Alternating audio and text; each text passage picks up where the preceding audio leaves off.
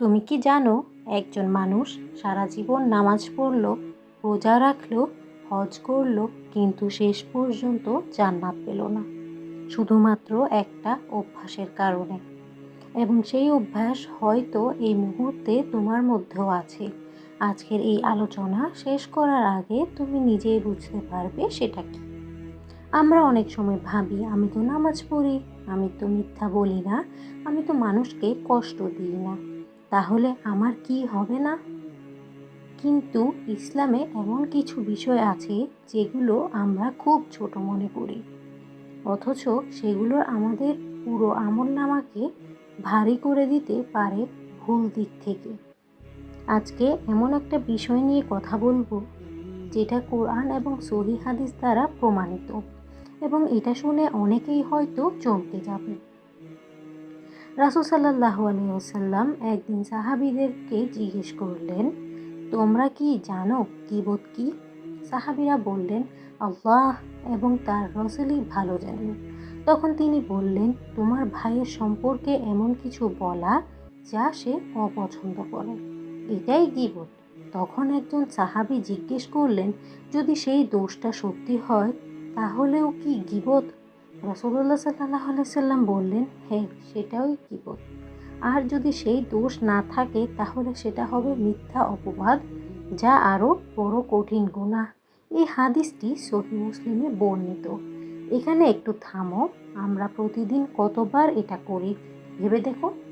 চায়ের আড্ডায়, ফোনে বন্ধুর সাথে কথায়, পরিবারের মধ্যে বসে, কর্মক্ষেত্রে আমরা বলি, আরে ওই মানুষটা এরকম, ওর এই স্বভাব আছে, ও আমার সাথে এটা করেছে, এবং মনে করি এটা স্বাভাবিক কথা। কিন্তু ইসলামের দৃষ্টিতে এটা স্বাভাবিক নয়। আল্লাহ তাআলা সূরা হুজুরাতের 12 নম্বর আয়াতে বলেছেন, তোমাদের কেউ যেন কারো গীবত না করে। তোমরা কি কেউ তার মৃত ভাইয়ের গোশত খেতে পছন্দ করবে? তোমরা তো এটাকে ঘৃণা করো। এই তুলনাটা খুব কঠিন, কিন্তু আল্লাহ ইচ্ছা করেই এত কঠিন তুলনা দিয়েছেন, যাতে আমরা বুঝতে পারি এটা কতটা গুরুতর। রাসূল সাল্লাল্লাহু আলাইহি সাল্লাম বলেছেন, কিয়ামতের দিন একজন মানুষকে আনা হবে যে অনেক নামাজ পড়েছে, অনেক রোজা রেখেছে, কিন্তু সে এই মানুষটাকে গালি দিয়েছে, ওই মানুষটার গীবত করেছে। তখন তার নেকি নিয়ে সেই মানুষদের দিয়ে দেওয়া হবে। যদি নেকি শেষ হয়ে যায় তবু ঋণ বাকি থাকে, তাহলে সেই মজলুমদের গুনাহ এনে তার উপর চাপানো হবে। এরপর তাকে জাহান্নামে ফেলে দেওয়া হবে। এই হাদিসটি সহিহ মুসলিমে বর্ণিত, এবং এই মানুষটাকেই বলা হয়েছে মুফলিস, অর্থাৎ দেউলিয়া মানুষ।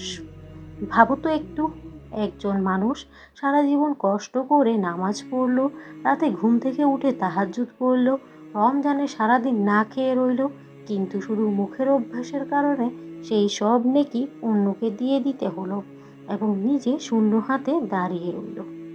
এখানে একটা সত্যি কথা বলি, গীবত এত সহজে ছাড়া যায় না, কারণ এটা মিষ্টি লাগে। শয়তান এটাকে আমাদের কাছে স্বাভাবিক করে তুলেছে। আমরা মনে করি এটা তো সত্যি কথাই বলছি, এতে ক্ষতি কি? কিন্তু রাসূলুল্লাহ সাল্লাল্লাহু আলাইহি সাল্লাম বলেছেন, যে ব্যক্তি আল্লাহ এবং শেষ দিনের উপর বিশ্বাস রাখে সে যেন ভালো কথা বলে অথবা চুপ থাকে। এই হাদিসটি সহিহ বুখারীতে বর্ণিত। মানে হলো, বিকল্প আছে, হয় ভালো বলো নয়তো চুপ থাকো। কিন্তু আমরা সেই তৃতীয় পথে হাঁটি, যেটা ইসলাম অনুমোদন করে না। আরেকটা বিষয় হলো, গীবত শুনতে থাকাটাও গীবতের মতোই। যদি তুমি বসে বসে কারো গীবত শোনো এবং থামানোর চেষ্টা না করো, তাহলে তুমিও সেই গুনাহের অংশীদার। এই বিষয়টা অনেকেই জানে না। আমরা ভাবি, আমি তো বলিনি কিছু, শুধু শুনেছি। কিন্তু চুপ থেকে সম্মতি দেওয়াটাও দায়িত্বের মধ্যে পড়ে। একটু থামো তো এখানে। এই মুহূর্তে তোমার মনে কি কেউ এলো যার সাথে হয়তো তুমি কখনো এটা করেছো, অথবা তুমি নিজেও বুঝতে পারছো যে এই অভ্যাসটা তোমার মধ্যে আছে? কমেন্টে লিখো। আজকে এই কথা শুনে তোমার মনে কি আসলো? শুধু একটা শব্দ যথেষ্ট। চলো এখন আমরা গল্পে ফিরে যাই। এখানে একটা কঠিন সত্য আছে, গীবতের তওবা শুধু আল্লাহর কাছে করলেই হয় না, কারণ এটা মানুষের হক নষ্ট করার বিষয়। রাসূলুল্লাহ সাল্লাল্লাহু আলাইহি সাল্লাম বলেছেন, যে ব্যক্তি তার কোনো ভাইয়ের উপর জুলুম করে থাকে সে যেন আজই তার কাছ থেকে মাপ নিয়ে নেয়। সেই দিনের আগে যেদিন দিনার বা দিরহাম কোনো কাজে আসবে না, অর্থাৎ কিয়ামতের আগে এই দুনিয়াতেই মাপ নিতে হবে। এই হাদিসটি সহিহ বুখারীতে বর্ণিত আছে। কিন্তু অনেক আলেম বলেছেন, যদি কাউকে সরাসরি বলতে গেলে আরও সমস্যা বাড়ে, মানে সে জানতোই না যে তার গীবত হয়েছে, তাহলে তার জন্য বেশি বেশি দোয়া করো, তার জন্য ভালো চাও এবং আল্লাহর কাছে মাফ চাও। এটাও একটা পথ, কিন্তু এই পথ শুধু তখনই যখন সরাসরি বলাটা বেশি ক্ষতিকর কারণ হবে। এখন প্রশ্ন হলো, আমরা এই অভ্যাসটি আমরা কিভাবে ছাড়ব? প্রথমত, কথা বলার আগে 1 সেকেন্ড ভাবো, এই কথাটা কি আল্লাহর সামনে বলা যাবে? কারণ আল্লাহ শুনছেন।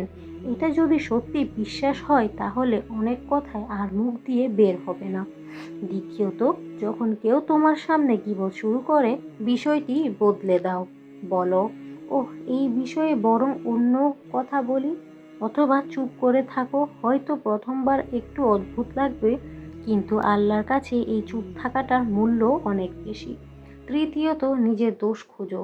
রাসূলুল্লাহ সাল্লাল্লাহু আলাইহি সাল্লাম বলেছেন, সুখী সেই ব্যক্তি যে নিজের দোষ নিয়ে ব্যস্ত থাকে, অন্যের দোষ খোঁজার ফুরসত পায় না। যখন আমরা নিজেদের নিয়ে ভাবতে শুরু করি, অন্যকে নিয়ে কথা বলার সময় কমে যায়।